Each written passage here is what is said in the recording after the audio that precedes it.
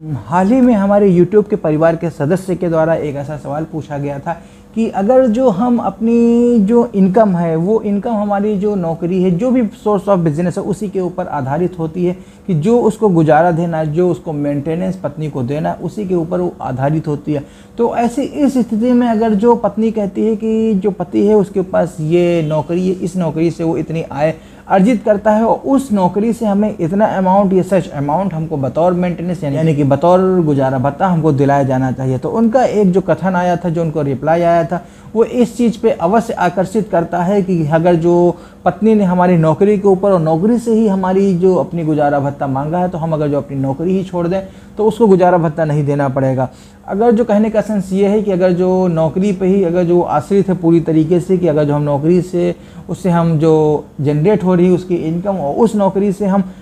गुजारा भत्ता की भी रकम हम क्लेम करेंगे, तो ऐसी स्थिति में अगर जो हम अपनी नौकरी छोड़ दें तो जब नौकरी ही नहीं रहेगी तो गुजारा भत्ता कहाँ से क्लेम करेगी। तो इसी विषय पर उनकी जिज्ञासा का समाधान करने के लिए और उनका उत्तर देने के लिए मैंने वीडियो के माध्यम से उनका उत्तर देने का प्रयास किया है। और इसी विषय पे आज की वीडियो में हम एक और चीज़ डिस्कस करेंगे कि क्या अगर जो कोई इनकम प्रूफ, अगर जो आपके पास अगर जो कोई भी इनकम आप जनरेट कर सकते हैं, अगर जो उस तरीके की इनकम का अगर जो आपने कोई प्रूफ अपनी पत्नी को दे दिया तो उसके लिए आपसे गुजारा भत्ता प्राप्त करना बहुत ही आसान हो जाएगा और बहुत ही ईजी वे में वो आपसे गुजारा भत्ता प्राप्त कर सकती है। तो ऐसी स्थिति में अब आपको गुजारा भत्ते यानी कि जो मेंटेनेंस है उससे अगर जो बचना है तो क्या तरीके हैं, क्या आप उसमें फॉलो करके किस तरीके से आप अपनी पत्नी से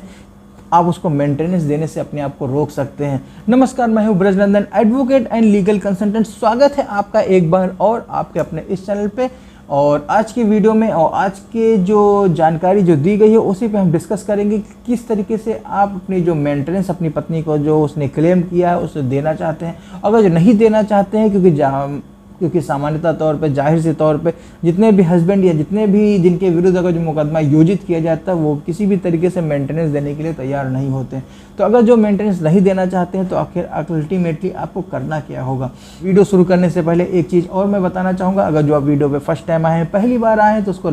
सब्सक्राइब करें, लाइक करें और कमेंट में जय हिंद अवश्य लिखें और शेयर करें, जिससे ज़्यादा से ज़्यादा लोगों को इस तरीके की जो जानकारी उन तक पहुंच सके। क्योंकि जानकारी के अभाव में वो उचित निर्णय सही समय पर नहीं ले पाते हैं। और हाँ, वीडियो अंत तक देखिएगा, पूरा देखिएगा, क्योंकि आप भी जानते हैं आधी अधूरी जानकारी किसी के समझ में नहीं आती है और आधी अधूरी जानकारी किसी काम के भी नहीं होती है। तो जैसा कि हमारे एक जो YouTube परिवार के जो सदस्य के द्वारा जो एक प्रश्न पूछा गया है कि इस तरीके की अगर जो हमारे पास अगर जो इनकम है और इनकम का सोर्स भी है, अगर जो पत्नी को वो नहीं मालूम है, तो ऐसी इस स्थिति में हमें क्या करना चाहिए। और अगर जो इनकम का प्रूफ यानी कि हमारे सोर्स ऑफ इनकम कहाँ से होती है, किस किस तरीके से हम अपनी इनकम जनरेट करते हैं, तो अगर जो ये जानकारी अगर जो हमारी पत्नी को जो है भी, तो वो क्या प्रोसीडिंग आगे की अडॉप्ट करेगी, किस तरीके से हमें अपना बचाव करना चाहिए कि जिससे अगर जो हमें उसको पत्नी को अगर जो मेंटेनेंस यानी गुजारा भत्ता ना देना पड़े। तो सबसे पहले मैं ये चीज़ अगर से बताना चाहूँगा, अगर जो आपने कोई भी इनकम या आपके पास कोई भी सोर्स ऑफ इनकम में अगर जो आप बिजनेस करते हैं,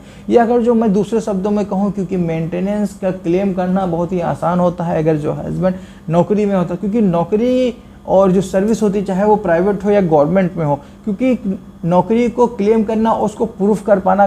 दूसरे जो कारण होते हैं उनकी अपेक्षा बहुत ही आसान होता है। क्योंकि नौकरी में एक प्राइवेट कंपनी होती है या कोई पर्टिकुलर कोई कंपनी होती है या पर्टिकुलर कोई डिपार्टमेंट होता है, उस डिपार्टमेंट में अगर जो हस्बैंड काम कर रहा है तो ऐसी जानकारी अगर जो पत्नी को है तो उस डिपार्टमेंट से वो जानकारी प्राप्त करके आपके विरुद्ध मेंटेनेंस का मुकदमा फाइल कर देती है। और मेंटेनेंस फाइल करने के बाद कोर्ट अगर जो उसके जो मेंटेनेंस के प्रार्थना पत्र पर अगर जो विश्वास कर लेती है तो कोर्ट उसके फेवर में मेंटेनेंस का ऑर्डर पास कर देती है। और साथ में जो ग्राउंड जो लिखा जाता है कि गुजारा भत्ता क्यों और किस प्रकार देना चाहिए, तो उसमें एक चीज़ और से निकल के आती है सामने कि पति के द्वारा जो आय जनरेट हो रही है, जो आय अर्जित की जा रही है, उसी में से पत्नी को सच एंड सच अमाउंट उसको दिलाया जाना चाहिए, जिससे कि वो अपनी वो जीवन यापन की जो उसकी समस्या आ रहे हैं वो उनको कहीं तरीके से उसको निजात मिल सके। तो मैं ये कहना चाहूँगा, अगर जो आपने अपनी पत्नी को अगर जो बताया है या उसको पता है कि आपके सच एंड सच डिपार्टमेंट में या सच एंड सच कंपनी में आप उसमें एम्प्लॉय हैं, आप उसमें काम करते हैं, तो ये अगर जो जानकारी अगर जो उसको ये जानकारी हो जाती है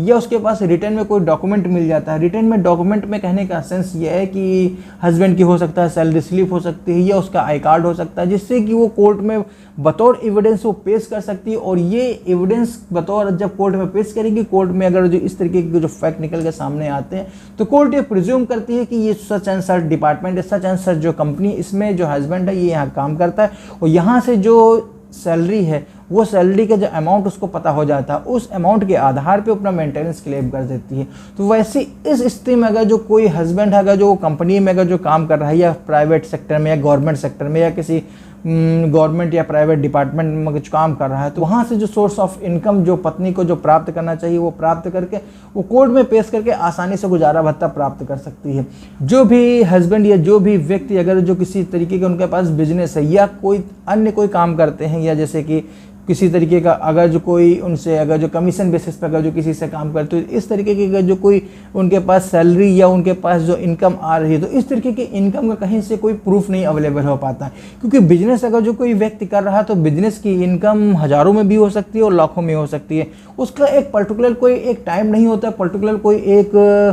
समय नहीं होता है कि इस एंड सच डेट में उसकी बिजनेस से उस व्यक्ति के पास इतनी आमदनी हो पाएगी। तो ऐसी इस स्थिति में, क्योंकि ज़्यादातर मामलों में जो हस्बैंड या जो पति जो बिजनेस में इन्वॉल्व होते हैं, उनकी सैलरी का सोर्स का पता लगा पाना या उनकी इनकम का सोर्स का पता लगा पाना पत्नी के लिए बहुत ही मुश्किल होता है। तो ऐसी स्थिति में जो पत्नियाँ जो एक बिजनेसमैन की अगर जो वाइफ है, अगर जो उनमें डिस्प्यूट अराइज हो जाता है, तो उनके लिए ये गुजारा भत्ता या मेंटेनेंस पाना बहुत ही मुश्किल हो पाता है। क्योंकि उनके पास जो अपने पति का जो सोर्स ऑफ बिजनेस है, यानी कि सोर्स ऑफ जो इनकम है, वो उनको पता नहीं हो पाता। अगर जो पता हो भी जाता है, लेकिन ये प्रूफ नहीं कर पाती हैं कि हमारे हस्बैंड की, हमारे पति की जो सोर्स ऑफ इनकम से जो इनकम जनरेट हो रही है वो कितनी इनकम जनरेट हो रही है। तो अल्टीमेटली एक बेसिक जो प्रिजम्पशन प्रोनाउंस जो होता है, और उसको प्रिज्यूम करते हुए कोर्ट एक जो नॉमिनल से नॉमिनल, यानी जो कम से कम जो होता है, मिनिमम से मिनिमम, वो एक अमाउंट निर्धारित कर देती है कि सच एंड सच अमाउंट पति से और पत्नी को लाया जाना चाहिए, जिससे कि उसकी जो जीवन यापन की जो समस्या आ रही है उससे उसको कुछ तरीके से कुछ निजात मिल सके। तो ऐसे इस स्थिति में अगर जो आपने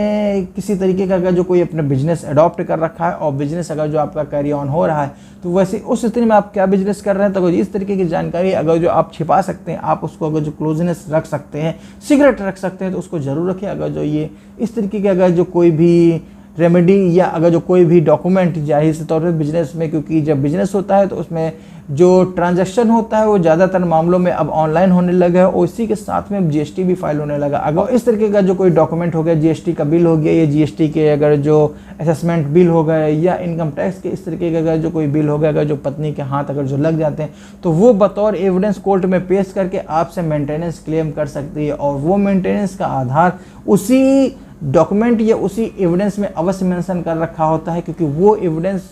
किस तरीके से कब पेश किया जाएगा ये आपको भी अंदाज़ा नहीं होता है। तो पत्नी के द्वारा इस तरीके के अगर जो एविडेंस पति के खिलाफ अगर जो कोर्ट में पेश किए जाते हैं, और हाँ, इस तरीके के जो जीएसटी यानी कि जो इनकम टैक्स के जो डॉक्यूमेंट होते हैं, यानी कि जो असेसमेंट का जो एक लेटर होते हैं, उस लेटर में आपने स्वयं ने अपनी इनकम और अपना टर्न ऑफ बिजनेस कितना है और कितने हद तक जा सकता है, आप खुद ही उसमें अंकित करते हैं। तो इस तरीके के अगर जो लेटर या डॉक्यूमेंट आपको अगर जो सुरक्षित रखना है तो बिल्कुल रखें। अगर जो आप अपने मेंटेनेंस से बचना चाहते हैं, पत्नी के द्वारा जो प्रस्तुत किया जाता है। और इसी के साथ में एक चीज़ मैं और बताना चाहूँगा, अगर इस तरीके के अगर जो आप, क्योंकि कहने का सेंस ये है कि अगर जो आप इनकम आपके पास जनरेट हो रही है, तो वो इनकम, वो सोर्स ऑफ बिजनेस आपको डिस्क्लोज नहीं करना है किसी से। अगर जो आभास लगता है आपको कि जो नई नई शादी हुई है, आपको ये लगता है कि हमारी जो पत्नी है उसमें डिस्प्यूट अराइज हो सकता है, या वो किसी और के साथ जाने वाली है या चली जाएगी, तो इस तरीके की अगर जो एक्टिविटी का अगर जो आपके पास आभास है तो आपको ज़रूर रखना चाहिए। और इस तरीके के जो डॉक्यूमेंट है आपको सीक्रेटली रखना चाहिए, वो किसी से भी डिस्क्लोज नहीं करना चाहिए। और अगर जो आपने इस तरीके के जो डॉक्यूमेंट अगर जो डिस्क्लोज कर दिया, अगर जो पत्नी के जानकारी में हो गए हैं, अगर जो पत्नी की जानकारी में आ गए हैं, अगर जो भविष्य में किसी भी तरीके का कोई अगर जो डिस्प्यूट उत्पन्न होता है, तो ये इस तरीके के डॉक्यूमेंट पत्नी आपके ही विरुद्ध, आपके खिलाफ कोर्ट में आपके खिलाफ अवश्य पेश करेगी। और इसी के आधार पे आपके विरुद्ध जो मेंटेनेंस, जो एलिमनी का केस है, वो निर्धारित किया जाएगा कि सच एंड सच जो सोर्स ऑफ बिजनेस हो रहा है, यानी कि सोर्स ऑफ इनकम से जो आप इनकम जनरेट कर रहे हैं, वहाँ से बतौर गुजारा भत्ता पत्नी को दिलाया जाना बिल्कुल ही उचित होगा। और एक चीज़ लास्ट में, अल्टीमेटली एक चीज़ मैं अवश्य और बताना चाहूँगा, क्योंकि अगर जो आपको लगता है कि पत्नी के द्वारा जो वाद प्रस्तुत किए गए हैं उनमें कहीं ना कहीं अगर जो आप चाहते हैं कि उसको डिले करना, क्योंकि जाहिर सी तौर पे कोई भी व्यक्ति, कोई भी पक्ष कॉम्प्रोमाइज़ पे तभी आता है या बात करने पे तभी एग्री होता है जब वो हर तरीके से, हर कहीं से परेशान हो जाता है। उसको ये आभास हो जाता है कि हमें कहीं तरीके से कोई भी रेमेडी नहीं मिल पा रही है। 8-10 साल हो चुके हैं कोर्ट में लड़ते लड़ते, कहीं कोई भी तरीके का कोई ऑर्डर नहीं पास हुआ है। हस्बैंड भी अलग से परेशान हो चुका है, मुझे डे बाय डे अलग से जाना पड़ रहा है कोर्ट में, हमें अपना जो नौकरी है वो छोड़नी पड़ रही है, जो बिजनेस कर रहा है वो हमें छोड़ना पड़ रहा है। तो इस तरीके की जो एक्टिविटी दोनों के बीच में अगर जो कारित हो जाती है, अगर जो ये लगता है कि हमें कोर्ट के मुकदमे लड़ने से कोई फ़ायदा नहीं है तो हमें कंप्रोमाइज़ कर लेना चाहिए। तो अल्टीमेटली तब वो दोनों पक्ष टर्न अप होते हैं कंप्रोमाइज़ के लिए। और आज का वीडियो यहीं तक है, इतना ही है। मिलते हैं किसी और एक वीडियो में एक नई जानकारी के साथ, एक नए विषय पर चर्चा करने के लिए। अगर जो आपने वीडियो अंत तक देखा है, पूरा देख ही लिया है, तो इसको सब्सक्राइब करें और साथ में लाइक करें, कमेंट में जय हिंद अवश्य लिखें और ये जानकारी दूसरों लोगों तक पहुँचाने के लिए इसको शेयर अवश्य करें।